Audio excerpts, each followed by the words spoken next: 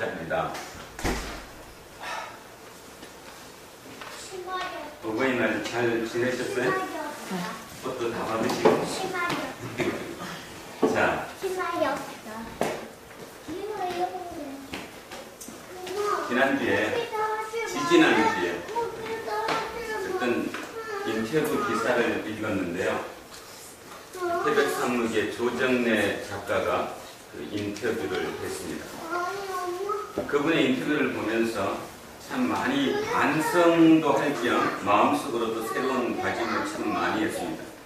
그러면서 우리를 한번 되돌아봤고요. 우리의 문제가 뭔가라는 것도 한번 생각해 보게 됐습니다. 그분이 이렇게 얘기했습니다. 20년 동안, 장장 20년이면 짧은 시간이 아니잖아요. 20년 동안 새벽 6시에 일어나서 간단하게 체조를 하고 밥을 먹고 9시면 서재로 출근한답니다. 서재로 출근하면 문을 잠그고 그 다음날 새벽 2시에서 3시까지 글을 쓴대요. 20년 동안. 그래서 대하소설 3편을 썼는데 바로 이게 태백산맥, 한강, 아리랑 20년을 썼답니다. 중요한 것은 썼다는 것도 중요하지만 중요한 게 뭐냐 하면 그 소설 20년을 쓰고 오른팔을 수술했대요. 이게 쓰지를 못해서. 이게 하도 글을 써서 이게 움직이질 않아서 완전히 이걸 수술했더니요. 그리고 이게 뭐죠? 엉덩이. 엉덩이 여기를 생겨가지고 허리, 위궤양 그 모든 것으로 고통을 당했대요. 그렇게 했다는 거예요. 그랬는데 그 부인이 누구신지 아시죠? 시인 김초혜님입니다. 김초혜님의 또 그 인터뷰 기사에 예전에 제가 본 기록에 그분이 자기 남편에 대해서 어떻게 얘기하냐면 사람도 아니다. 사람도 아니다. 우리 남편, 남들은 참 대하소설은 위대한 작가라고 생각하지만 우리 남편은 사람이 아닙니다. 20년이 짧으시지 않은 그 시절을 방에 틀어박혀서 안 한다고. 친구도 안 만나고 소주하는 술도 안 마시고. 왜냐하면 그 하루를 자기가 만약에 놓치게 되면 하루에 100매씩 쓰는 그게 놓쳐지면서 텀이 그냥 중간에 끊어진다라는 거지. 그러면서 이제 마지막에 이런 얘기를 했어요. 기자가 요즘 젊은 친구들이 소설을 안 읽습니다. 책을 안 읽는데 어떻게 생각하십니까? 그러니까 웃으면서 이렇게 얘기했어요. 뭐라고 얘기했냐면 그래도 대한민국에 40만 명 이상의 독자는 있습니다. 그 말은 소설가의 문제이지 저쪽의 문제가 아니라는 거예요. 그래서 제가 굉장히 뜨끔했어요. 알아듣겠죠? 제가 얼마나 참 가슴을 찢겠습니까? 내가 목사인데 내가 성도 없는 걸 탓하는 거예요. 그죠? 저들이 나를 안 듣는다라고 생각합니다. 문제는 나였는데 내가 그 정도로 못했기 때문에 문제였던 것이지 다른 것이 전혀 문제가 아니었는데 그래서 요즘 진짜 열심히 준비를 하거든요. 근데 문제는 뭐냐면 딜레마에 빠졌어요. 열심히 하면 할수록 더 머리에서 이제 쥐가 나는 거죠. 왜냐하면 나의 부족함이 너무 많이 느껴지니까. 요즘 진짜로 열심히 성경 공부도 하고 하나님께 다가가려고 많이 애씁니다. 기도도 많이 하고요. 진짜로 표대를 오직 거기에만 맞추자고 딴 생각하지 않고 거기에만 맞추고자 애를 씁니다. 그러면서 제가 느꼈던 거 그분이 어떻게 그걸 쓸 수 있었을까? 20년 짧지 않은 시간 동안 오른팔이 마비돼서 수술을 받고 위궤양이 생기고 밑에 문제가 생겨서 그렇게 고칠 정도까지 20년을 그렇게 할 수 있었을까? 자기를 감옥에 가둘 수 있었을까? 누구 때문일까? 성령 때문입니다. 성령 때문이죠. 인간의 의지로는 절대로 그렇게 못합니다. 2년은 할 수 있을지만 2년 인간의 의지와 노력으로 2년은 그러나 의지와 노력이 아니죠. 어떤 절대적인 힘에 의해서 그거를 해냈다는 것이죠. 우리의 삶이 그러해야 된다는 것입니다. 오늘 사도 바울은 이렇게 얘기합니다. 아마 조정래 씨보다 더 심하게 얘기합니다. 자, 이한빈. 자, 23절입니다. 지난주 이어서 23절. 내가 내 목숨을 걸고, 자, 뭐를 걸었어요? 목숨을 걸었어요, 목숨을. 목숨을 걸고 하나님을 불러서 정인하시게 하노니. 이 말이 좀 와닿지 않으실지 모르는데 뭔 뜻인가 하면 내가 하는 이 말이 거짓이면 하나님이 나를 죽이셔도 달게 받겠다는 겁니다. 내가 하나님 앞에 목숨을 내놨다는 거예요. 사람 앞에 내놓은 게 아니라 하나님 앞에. 사람한테 내가 가는 게 아니라 내가 이 말로 진짜 내 입술로 얘기하는 것이 혹여라도 거짓이거나 엉터리면 내가 하나님께 내 목숨을 내놓겠다. 대단하죠, 그죠? 어떻게 이럴 수 있겠느냐는 겁니다. 그래서 내가 다시 고린도에 가지 아니한 것은 너희를 아끼려 함이라. 지금 두 가지 문제거든요. 고린도 교회 문제가 뭐였냐면 두 가지가. 하나는 원래 어디로 가기로 했겠어요? 지금 이제 세 번째 하니까 외워지셨겠지? 어디로 갔다가 에베소에서 바로 건너가지고 고린도에 들렀다가 다시 위에 마게도니아를 돌아서 다시 내려갈 때 고린도에 들렀다가 내가 예루살렘으로 가겠다. 이것이 어떻게 바뀌었어요? 거꾸로. 내가 마게도니아를 먼저 갔다가 나중에 너네한테 가서 과동하겠다. 겨울을 나겠다. 쉽게 말해서 한 3개월 정도를 너희와 같이 있겠다 얘기한 이것에 대해서 거짓 선지자들의 거짓 복음이죠. 거짓 복음을 전하는 그들이 그거를 깨기 위해서 봐라. 인간 봐라. 인간이 저렇게 변덕스럽다. 왔다 갔다 한다. 자기가 한 말에 대해서도 책임을 지지 않는다. 그 얘기를 한 것이거든요. 그 얘기가에 대해서 얘기한 거예요. 내가 하나님 앞에 목숨을 내고 그 얘기하는데 내가 너네한테 가지 않은 것은 너네들을 아끼려 합니다. 진짜 내가 사랑해서 너희들 아끼려 합니다. 왜 그래요? 3개월은 짧은 기간이 아니잖아. 3개월 동안 너네들과 같이 하면서 내가 너희의 믿음을 세워주게 하기 위해서 그랬다. 그런 뜻입니다. 중요한 얘기는 이제 밑에 줄입니다. 우리가 너희 믿음을 주관하려는 것이 아니요.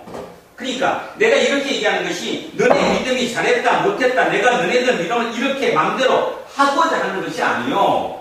오직 너희 기쁨을 돕는 자가 되려 함이니 이는 너희가 믿음에 섰습니다. 오늘의 설교는 저기입니다. 믿음에 섰습니다. 믿음에 섰습니다.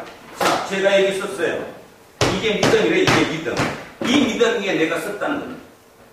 그러면 오해할 수 있습니다. 이를 잘못 읽으면 어떤 말인가 하면 지금 고린도 교회 교인들은 문제투성이잖아요. 그죠? 아주 문제투성이거든.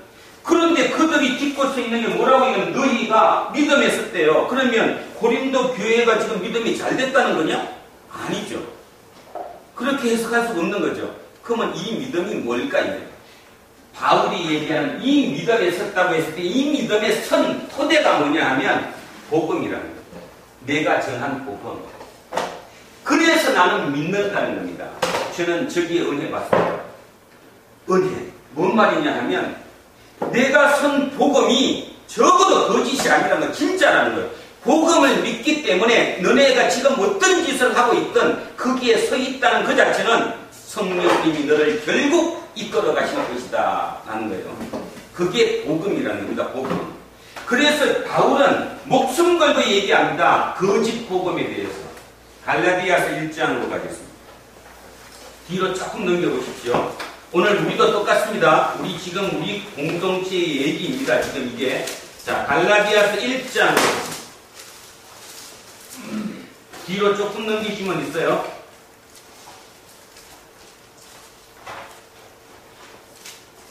자, 갈라디아서 1장에 보면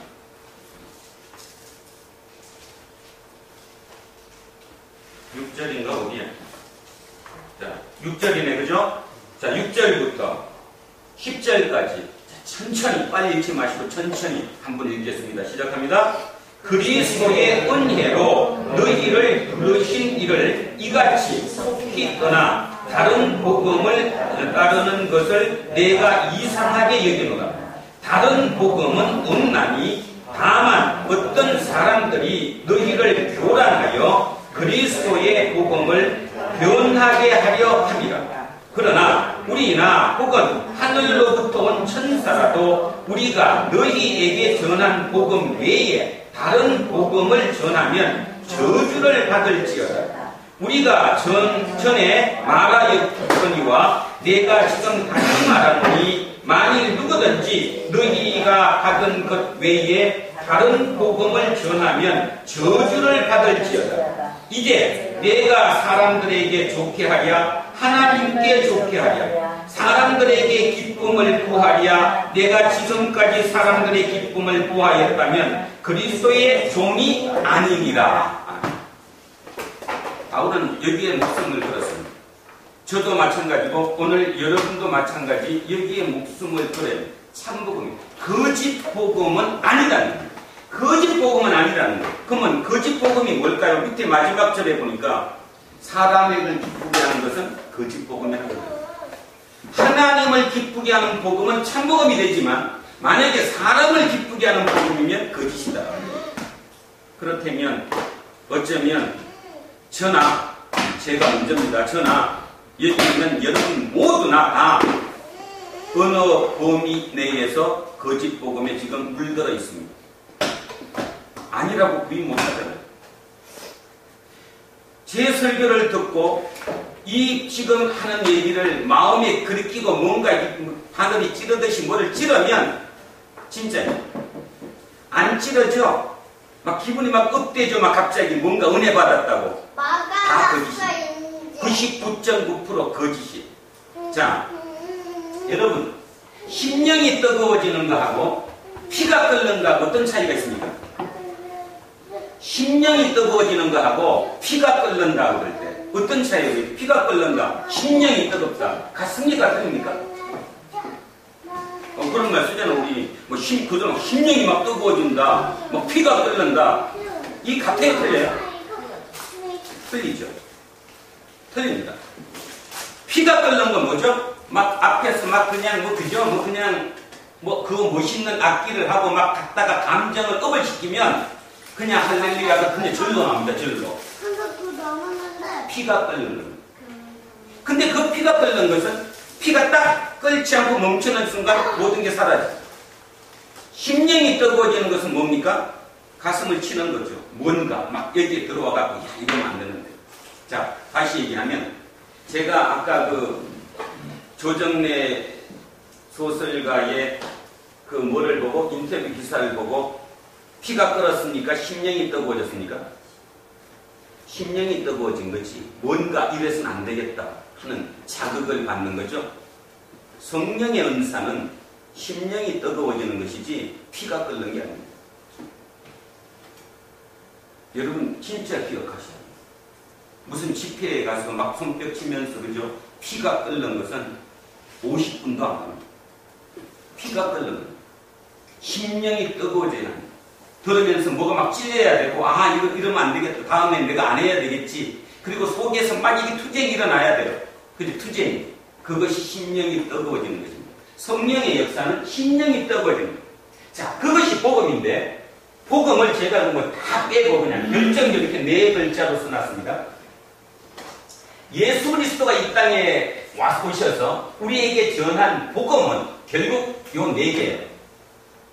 죄인은 심판하러 온 것이 아니라 병든 자를 고치러 왔다. 한번 같이 합니다. 뭐라고요? 죄인을 심판하러 온 것이 아니라 병든 자를 고치러 왔다. 뭐가 감이 잡히죠? 예수님은 죄인을 병든 자와 같이 본 거예요. 죄인을 죄인으로 본 게 아니라 병든 자로 본 것입니다. 고쳐야 할 대상으로 본 것이지 죄를 지어서 심판받을 대상으로 보지 않았다는 거예요. 이것이 복음입니다. 이 복음을 누가 알아들었냐 하면 누가 알아들었어요? 바울이 알아들었어요. 바울이 아까 얘기했던 것처럼 자기가 목숨을 걸고 그걸 전했던 이유는 예수님이 어떤 뜻이었다는 것을 정확하게 캐치했기 때문이에요. 그 캐치한 것이 이거라는 거죠. 자, 오늘 좀 앞에 얘기도 합니다. 여러분 질문 하나를 하죠. 옛날에 아브라함 시대, 아니 그럼 그 뒤에 합시다. 뒤에 갖고 만약에 다윗 시대, 솔로몬 시대, 그런 시대에 살았던 이스라엘 백성들이 과연 하나님을 우리가 지금 우리 성경 읽고 맨날 우리가 알고 있듯이 그렇게 열심히 하나님을 섬겼을까요? 안 섬겼을까요? 그 시대에. 다윗 시대에. 다윗 시대에 만약에 살았던 이스라엘 백성들이 지금 우리가 성경 구약 성경 읽듯이 그렇게 하나님을 섬겼을까요? 안 섬겼을까요? 안 섬겼습니다. 그럼 또 하나. 여러분이 지금 읽고 계시는 이 성경, 특히 구약 중에 모세오경이라고 부르는 5권. 그걸 뭐라고 부르죠? 율법이라고 부릅니다. 그죠? 율법. 창세기, 출애굽기, 레위기, 민수기, 신명기. 요 5권의 성경을 토라. 이걸 뭐라고 해요? 율법이라고 얘기합니다. 그러면 이 율법이 언제 완성돼서 써졌을까요? 그게 그러니까 원래부터 모세가 썼을까요? 그걸 챙겨야 돼요. 자, 여기에 대한 얘기부터 다시 바꿉니다. 오늘 여러분의 생각을 조금 바꾸셔서 진짜 하나님을 한번 만나보셨으면 합니다. 자, 이런 말입니다. 모세가 썼을 수도 있습니다. 그런데 중요한 사실은 설사 그걸 모세가 썼다고 할지라도 그 다음에 이어진 것은 어떤 문서화된 걸로 이어진 것이 아니라 구전으로 이어졌던 거죠. 그리고 역사적 사실에 의해서 고고학자들이 발굴한 걸 따져보면 언제 이전에 여러분 저기 이스라엘이 이렇게 생겼잖아요. 그죠? 여기가 북이스라엘이고 여기가 남이스라엘입니다. 여기를 뭐라고 해요? 이스라엘이라고 불러고 여기를 유다라고 불러요. 우리는 다윗은 여기에서 나온 사람이죠. 다윗은. 성경은 성자의 기록이기 때문에 이쪽 기록은 그거 없고요. 이쪽 기록만 있는 거예요. 그래서 우리가 여러분이 읽는 모든 성경은 이걸 기준으로 읽는 것입니다. 그러니까 이 북쪽을 인정을 못하는 거죠. 이 북쪽은 주전입니다. 주전 722년에 망했습니다. 아시리아한테. 남쪽은 주전 586년에 바벨론에게 망했습니다. 이때부터 고고학자들이 여기 이스라엘을 지금 고고 유물을 따져봤더니 586년 망하기 이전에는 엄청난 여신의 신상도 나오고 뭐 바알이라고 부르는 막 신상들이 수도 없이 나와요. 그런데요, 그 신상들이 이때부터 없어져요. 586년 이후부터의 고고상의 유물에 이스라엘에는 뭐가 안 나와요? 신상이 발견이 안 돼요. 그럼 뭐를 의미하는 거죠, 지금? 언제부터?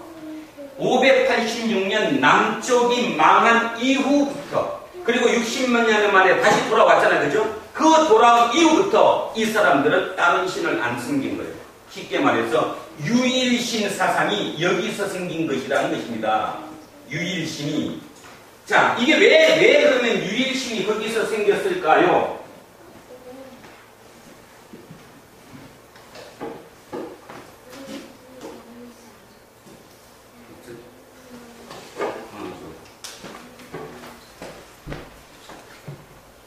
자, 이스라엘이 망했습니다. 뭐가 없어졌어요? 첫째, 나라가 없어졌어요. 두 번째는 뭐가 없어졌어요? 성전이 없어졌어요. 성전이. 그리고 각기 뿔뿔이 흩어져가지고 다 갔습니다. 여러분 한번 생각해 보시고 어떻게 해야 될까요, 그러면? 파포로로 잡혀가고 바벨론으로 가고 여기는 아시리아로 가고 뭐 이집트로 가고 다 없어졌어요. 나라가 없어졌어요. 성전도 파괴돼서 없어졌어요. 그들이 할 수 있는 일이 뭘까요, 이제? 뭔가를 이게 구심점을 만들어서 하나로 통합을 해야 되지 않겠습니까? 그래서 한 것이 이들이 한 일이 뭐입니까? 율법을 다시 쓰기 시작한 거예요. 율법이 완성된 거. 여러분이 지금 보고 계시는 성경 모세오경이 완성된 것은 586년 이후입니다. 이유는 뭐뭐하자고 그랬어요? 이거를 해서 이 지금 서로 막 흩어진 이거를 하나로 통합하기 위해서 이 율법을 다시 쓴 거라. 그러면 어떻게 돼야 돼요? 답은 하나잖아. 율법을 쓴 이유가 이 율법을 통해서 하나로 통합하기 위함이니까 어떻게 됩니까? 여기를 버텨야지. 이걸 만약에 지키지 못하면 문제가 생기게 돼야 되지. 이 율법이 원래 613개였는데요. 이 조문을 2132개의 조문으로 쪼갰어요. 쪼개는 게 뭡니까? 세세하게 하나하나 기억, 니은, 기글, 이거부터 세세하게 쪼갰다고 조문을. 그것이 바로 율법입니다. 그게 바로 탈무드입니다. 탈무드. 마지막 나온 게 탈무드예요. 뭐는 하고 뭐는 하지 말라고 하는 조문을 2000개가 넘는 조문으로 쪼갰어요. 여러분 질문합니다. 쪼개면 죄인 될 가능성이 많을까요? 안 많을까요? 네? 아니 쪼갰으니까 조문을 613개 조문을 2000개가 넘는 좀 쪼갰으니까 죄인이 예? 많지 않아요. 그죠? 그럼 다시 합니다. 한 번만 더 이해가 안 간가 보다. 아니 법은 613개밖에 없었어. 거기만 안 걸리면 죄가 아니에요. 근데 그거를 세세하게 쪼개가지고 2000개가 넘게 만들어놨어. 그럼 내가 거기 걸릴 가능성이 더 많지. 더 많죠. 여러분 이 얘기는 좀 빗나갔지만 이 얘기 한번 들어보십시오. 지금 그 암세포를 발견하는 그 진단기기가 아주 이렇게 자꾸 고차원적으로 발달하잖아요. 그래서 지금 웬만하면 암으로 다 발견되잖아요. 그죠? 근데 그게 지금 우리한테 이익입니까? 손해입니까? 뭐라고 대답하는지 봐요. 암을 지금 발견하는 그 기기가 굉장히 지금 발달해서 옛날하고 5년 전하고도 틀린다니까요. 기기가 너무 좋아져갖고. 그게 우리에게 지금 이익이에요? 손해예요? 이익이에요? 손해입니다. 손해. 2004년도 논문인데요. 하버드 대학교의 유다 폴크만이라는 분이 쓴 데인데 그분은 뭐 하는 분이신가 하면 암세포 혈액을 연구하시는 분이었습니다. 그분은 하버드 어디에서 한 게 뭐였냐 하면 죽은 사람들을 해고하는 거예요. 해고를 했더니 이상한 일이 벌어진 거예요. 자, 40대에서 50대 여자입니다. 여자를 해고를 해봤더니 3분의 1 이상이 유방암이었대요. 3분의 1 이상이. 50대에서 70대 여성분들을 해봤더니 대부분입니다. 대부분이 무슨 암일까요? 갑상선암. 암세포를 가지고 있는 거예요. 남자를 해봤더니 남자의 40에서 50대의 남자입니다. 이거는. 자, 40대, 50대의 남자를 해봤더니 3분의 2 이상이 뭐였냐면 전립선암. 암세포를 가지고 있는 겁니다. 50대에서 70대 남성을 했더니 그의 대부분 전립선암을 가졌대요. 중요한 사실은 이분들을 해고하기 전에 죽은 원인 중에 단 1%도 안 되는 사람이 암으로 죽었다는 것입니다. 뭐를 의미하죠? 다시 얘기하면 죽은 분들 중에 암 진단을 받고 죽으신 분은 1%도 안 되는데 그분들의 몸을 해부했더니 몸 세포에는 다 저렇게 암세포가 있더라는 것입니다. 그래서 쇼크가 됐는데요. 이거 지지난주인가 뉴스에 나왔죠. 지금 우리도 지금 기기를 너무 미세하게 아주 작은 것까지 발견하는 바람에 실제로 그냥 살아도 아무 지장이 없을 사람들이 정신적으로 이미 암이 걸려갖고 다 죽는다는 것입니다. 똑같은 개념으로 이거랑 똑같은 개념이죠. 똑같은 개념으로 율법을 쪼개면 쪼갤수록 죄인이 될 가능성이 굉장히 높은 거예요. 그래서 죄인이 됐습니다. 죄인이. 그러니까 다시 얘기하면 이렇게 586년에 남유다가 망한 이유가 하나님께 죄를 졌기 때문에 망했다고 본 거예요. 그래서 그 죄를 짓지 않기 위해서 그들은 율법을 다시 썼습니다. 그리고 율법대로 살라고 이제 하나하나 했어요. 그죠? 근데 문제가 있잖아. 죄인이라니까. 죄인이기 때문에 율법으로 이제 그대로 살라고 했는데 그렇게 살기가 어렵죠. 자, 그래서 이들이 하나 만들어낸 게 뭐냐면 이겁니다. 이거. 우리는 죄인이지만 죄조차도 죄인인 것조차도 모른다는 말은 뭐가 없기 때문에요? 율법이 없기 때문에. 율법이 없기 때문에 죄인조차 모르는 저 이방인들보다는 우리는 택함받은 백성이다. 이런 뜻입니다. 그게 선민입니다. 선민. 이스라엘이 선민이라고 하는 이유를 알아두셔야 돼. 선민인 이유는 우리는 죄인인지 알기 때문이라는 거예요. 뭐를 가졌기 때문에? 율법을 가졌기 때문에. 근데 이방 사람들은 율법조차 없기 때문에 그들은 죄인인지조차도 모른다는 거지. 그래서 우리는 선민이라는 것입니다. 자, 여기서 하나 뭔가 이제 감 잡히십니까? 죄인으로 출발을 해서 우리는 선민이다까지 갔어요. 세월이 흘렀습니다. 세월이 흐르고 흘러서 이제 주전 150년 정도 경에 오면 이제 뭐가 생기는가 하면 회당이 생겨요. 회당이 왜 생기죠? 모든 게 이스라엘 그 예루살렘에 가서 성전에 다 갈 수가 없잖아요, 사람들이. 그러니까 각 동네별로 회당을 만들어서 이 회당에서 우리가 지금 제가 이거 하는 것처럼 성경을 가르치는 거예요. 율법을 가르치는 거예요. 자, 이 회당에서 가르쳤거든요. 150년부터. 그러다 보니까 어떤 꼴이 되냐 하면 설며시 이게 다 없어져 버리고 이게 없어지고 모두가 이제 뭐가 됐어요? 선민이 됐어요. 400년이 흐르고 나니까. 400년이 흐르고 나니까 원래는 죄인이어서 가지고 선민이었는데 이제는 이건 없어지고 이것만 남은 거예요. 저들이 누구죠? 바리새인. 바리새인. 예수님 모시기 전에 이스라엘을 지배했던 핵심 세력들이 누구였어요? 바리새인들이에요. 그들은 철저하게 율법을 쪼개서 지켰어요. 문제는, 그럼 이제 답이 나오죠. 문제는 일반 백성들은 그걸 다 지킬 수 있어요, 없어요? 지킬 수 없잖아요. 우리랑 똑같잖아요. 지금 우리 이렇게 아무리 얘기해도 밖에 나가서 다 지킬 수 없잖아요. 그래서 우리는 죄인이 돼버린 거예요. 죄인. 그리고 누구가 바리새인들이나 그들을 지킬 수 있는 그들은 우리를 공격하는 거예요. 야, 너 죄인이야. 너 못 지키잖아. 이렇게 얘기를 하는 거죠. 예수님은 바로 그들을 구원하신 거예요. 잘 읽으셔야 합니다. 성경을. 성경에서 죄인을 구원했다는 말의 의미를 알아들어야 되고 예수 그리스도가 왜 복음이신가를 알아들어야 돼요.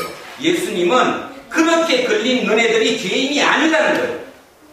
누구부터? 가늠한 여인, 세리들, 창기들, 그 힘든 인들, 그지? 힘들어가지고 그들은 아예 회당에조차도 못 가는 그들, 나는 죄인이라고 생각하는 그들에게 너네들 죄인 아니야.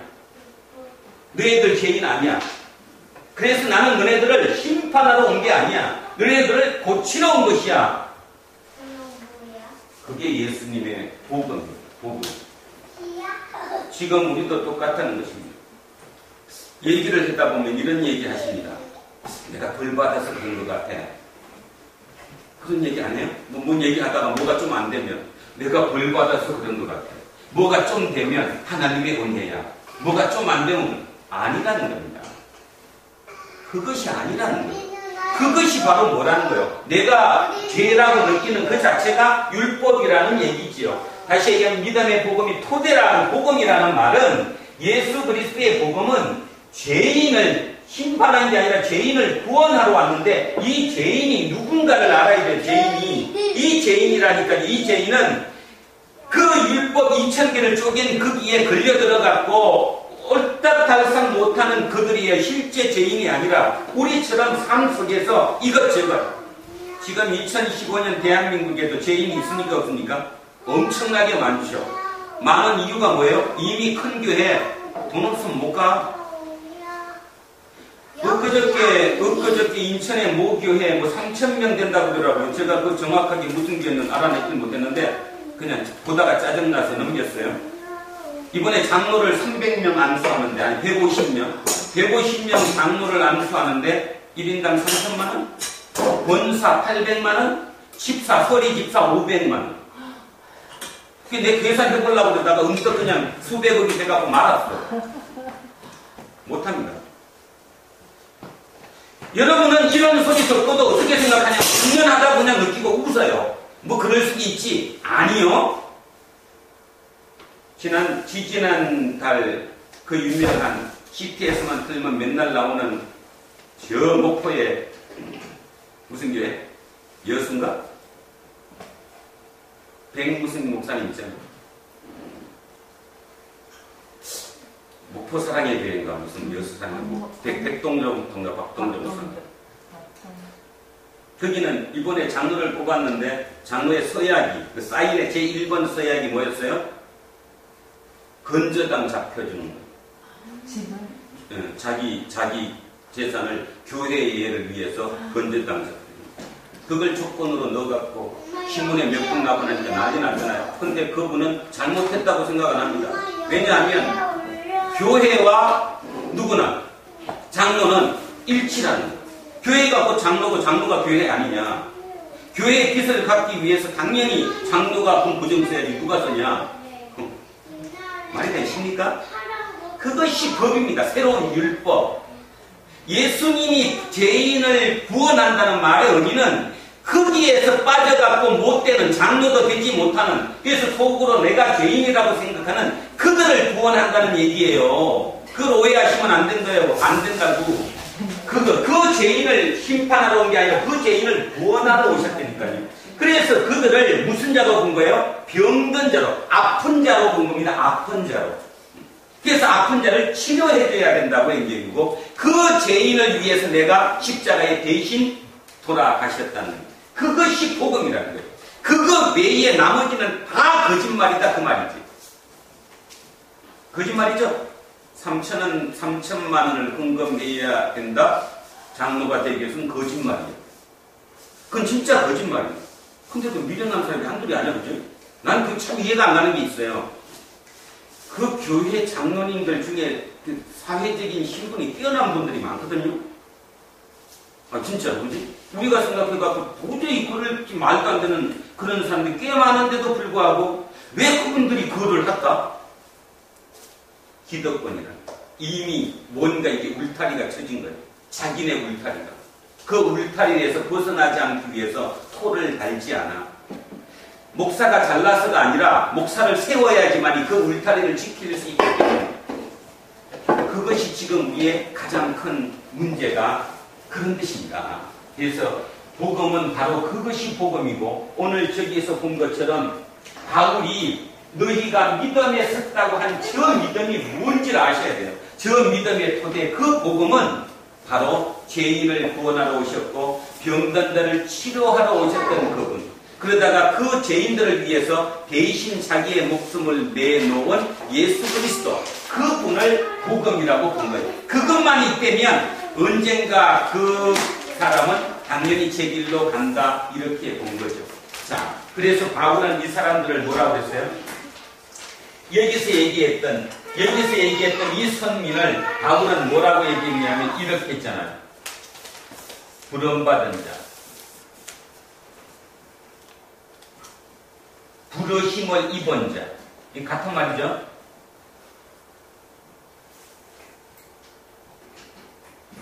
이 뭔 뜻이에요?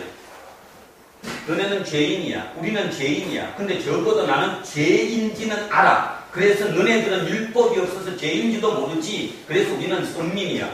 똑같은 개념으로 죄인이야. 저걸 지키지도 못해. 2000개가 넘는 저 지켜 어떻게 지켜? 자, 간음한 여자를 왜 살려주셨까요? 왜 아무 얘기도 안 하셨을까요? 간음하게 된 자체가 삶의 문제잖아. 그 사람은 그거랑 못 살았기 때문에 그랬겠지. 세리들 당연히 알았겠지. 자, 그런데 중요한 사실이 있습니다, 여러분. 이 사람들이 마음을 돌이킨 거예요. 돌이키는 전제 조건이 있어야 돼요. 이 돌이킴이 없는 사람한테 가가지고 무조건 용서가 아니라 돌이키는 자를 용서하는 거지. 그런 사람을 부름받은 자고 부르심을 입은 자예요. 이들에게는 내가 뭐 하겠다는 것입니까? 모든 것이 합력하여 뭐를 이루게 하겠다? 선을 이루게 하겠다. 결국 이루게 하겠다. 누가 이루게 합니까? 성령님께서. 내 속에 계시는 성령님께서 이루게 할 것이다. 이것이 복음이다라는 거죠. 오늘 우리는 이 생각을 꼭 하셔야 합니다. 무슨 생각을 하셔야 되냐면, 나는 절대로 죄인이 아닙니다. 어떤 면에서 죄인이 아니냐 하면 어떤 그런 틀 내에서 나는 죄인이 아니라는 거예요. 11조를 안 했기 때문에 죄인이 아니라는 거예요. 그죠? 어떤 틀을 만들어서 그 조직 내에 그 틀 속에 갇히기 위한 어떤 그 제재, 그것을 벗어나는 것은 죄가 아니라는 거예요. 근데도 우리는 지금도 모든 조직은 지금도 마찬가지고 교회도 마찬가지고 어떤 조직이든 틀을 만들고 그 틀을 어기면 그 길을 들어오기 어렵게 만드는 것, 이것이 이제 사람들의 기존 틀이잖아요. 그죠? 우리가 믿는 예수 그리스도는 그런 틀이 아니었다는 것입니다. 최근에 들어와서 제가 또 이렇게 설교하면 이제 교리적으로 들고 나오는 사람이 있어요. 뭐 옛날에 칼빈이 뭐라고 했는데, 뭐 루터가 뭐라고 했는데, 우리가 교리로는 뭐라고 얘기하는데, 이 교리조차도 어떤 면에서는 이제 틀어서 진짜 예수를 우리는 만날 수 있어야 한다는 것입니다. 이제는 그 예수를 우리가 만약에 만나지 못한다면 여러분이나 저나 여기서 헛고생하는 것이나 다른 바 없다는 거죠. 아니, 외래 헛고생하는 것보다 결혼 틀이라도 만들어 갖고 그치 그거 붙잡고 사는 저들보다 우리는 더 못한 꼴이 된다는 거. 제가 가슴 아파서 오늘 얘기하는 거 그것입니다. 여러분 마음속의 죄에서 벗어나시기 바랍니다. 무엇 때문에가 아니라는 것입니다. 어떤 일 때문에 여러분이 지금 이렇게 받는 것이 아니라 아까 조정래 씨가 말했던 것처럼 내 노력이 부족했기 때문에 그 노력조차도 누구 때문에 할 수 있느냐 하면 성령님이 내 속에 들어오시면 그것을 할 수 있다라는 거예요. 근데 성령님이 내 속에 들어오지 않으면 한도 어느 정도까지는 할 수 있을지 몰라도 범위가 벗어나는 일은 우리는 할 수 없다는 겁니다. 그렇다면 끊임없이 우리는 내 속에 계신 성령님께 내 모습을 비춰줘야 되는 것이죠. 비춰줘야 되는 거. 어떻게 알죠? 여러분 예를 들어서 경찰이다. 뭘 보고 경찰인 줄 알아요? 경찰복을 입으면 알지. 학생인데 어떻게 알아요? 교복을 입고 있으니까 알지. 자, 남이 우리를 예수쟁인데 어떻게 알아요? 그리스도 옷 입어야 되니까. 그래서 그리스도로 옷 입는 거. 그 그리스도로 옷 입는 거. 그게 예수 안에 지내는 것이고 그리스도 안에 있는 거예요. 그러려면 뭐를 알아야 돼요? 말씀을 지키려고 해야지. 성경에 있는 말씀을 단 하나라도 내가 그거를 지켜야 되겠지. 그지? 애써시해져야 된다. 그런 것입니다. 자, 그래서 오늘 믿음의 토대 복음이 무엇인가를 정리를 하면서 자, 마지막 정리를 이렇게 하고 싶습니다. 로마서가 아니고 자, 갈라디아서 5장으로 한번 가보겠습니다. 그렇다면 우리가 진짜 그리스도 옷 입은 자라면 다시 얘기하면 복음의 진정한 복음에 내가 임한 자라면 어떻게 돼야 될 것이냐? 성령 속에 있어야 될 것이라는 거죠. 자, 갈라디아서 5장에 16절부터 한번 천천히 읽고 오늘 마무리하겠습니다. 16절부터입니다. 여기에 이제 두 가지 얘기가 나옵니다. 육체의 옷을 입은 사람과 그리스도의 옷을 입은 사람. 다시 얘기하면 육체로 사는 사람과 성령으로 사는 사람. 또다시 얘기하면 세상의 기준을 갖고 사는 사람과 하나님의 기준을 갖고 사는 사람은 어떻게 틀리는가에 대한 구체적인 하나하나의 얘기가 나옵니다. 왜 이게 절실하게 구체적인가 하면 사도 바울 자체가 철저하게 육체적으로 살았잖아요. 세상적인 목적으로, 성공의 목적으로 살았잖아요. 그가 뒤집어지고 어떻게 바뀌었는가를 보면 우리가 어떻게 알아야 되겠구나 아는 거죠. 자, 16절부터 읽습니다. 시작. 내가 이르노니 너희는 성령을 따라 행하라. 그리하면 육체의 욕심을 이루지 아니하리라. 육체의 소욕은 성령을 거스르고 성령은 육체를 거스르나니 이 둘이 서로 대적함으로 너희가 원하는 것을 하지 못하게 하려 함이니라. 너희가 만일 성령에 인도하시는 바가 되면 율법 아래에 있지 아니하리라. 자, 여기부터입니다. 잘 보세요. 하나하나씩. 육체의 일은 분명하니 곧 음행과 더러운 것과 호색과 우상숭배와 주술과 원수 맺는 것과 분쟁과 시기와 분냄과 당짓는 것과 분열함과 이단과 시기와 술 취함과 방탕함과 또 그와 같은 것들이라. 전에 너희에게 경계한 것 같이 경계하노니 이런 일을 하는 자들은 하나님의 나라를 유업으로 받지 못할 것이요 오직 성령의 열매는 사랑과 희락과 화평과 오래 참음과 자비와 양선과 충성과 온유와 절제니 이와 같은 것을 금지할 법이 없느니라. 그리스도 예수의 사람들은 육체와 함께 그 정욕과 탐심을 십자가에 못 박았느니라. 아멘. 육체의 일, 다 우리 얘기죠, 그죠? 음행과 더러운 것과 호색과 우상 숭배와 수술과 원수 맺는 것과 분쟁과 시기와 분냄과 당짓는 것과 분열함과 이단과 투기와 술취함과 방탕함과 이게 세상적인 실세의 조건입니다. 지난 한 주간 이 중에 아무것도 걸리지 않으셨습니까? 이 기준에 여기에 나는 하나도 걸리지 않으셨냐고. 우리는 세상적인 성공을 위해서 지금 얘기했던 바울이 얘기했던 이 육체의 일 때 어느 부분 일정 부분 아니 어쩌면 여기에 모든 마음을 쏟고 있는지도 모릅니다. 그러면서도 우리는 끊임없이 얘기합니다. 나는 구원을 받았다. 아니요, 구원 받지 않았습니다. 왜냐하면 여기 이렇게 나왔잖아요. 하나님의 나라를 유혹으로 받지 못한다고.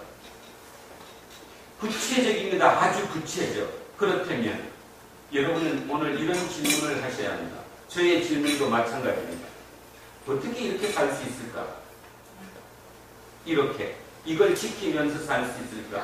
밑에 성령의 열매처럼 사랑과 온유와 화평과 오래 참음과 이렇게 내가 살 수 있을까? 여러분 못 삽니다. 여러분도 못 살고 저도 이렇게 절대로 못 삽니다. 그러면 복음이 뭡니까? 복음은 아까 얘기했던 것처럼 내가 못 사는 것을 아는 것입니다. 못 사는 것을 알기 때문에 누구한테 의지합니까? 성령님께 의지하는 겁니다. 의지하는 거예요. 그래서 우리는 복음이 이게 사람들은 이걸 착각하는 거예요. 저도 어느 면에서 착각했어요.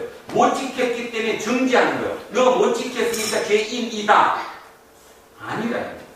내가 못 지켰지만 알아요. 마음이 아파. 내가 저지르고 나서 이거 죄를 지었구나. 안다니까요. 알면 다음번에는 안 짓지. 이제 그 줄이는 게 줄여나가는 거지. 그래서 성령님께 내가 의지를 하는 거죠. 의지해서 한번 이기게 해달라고.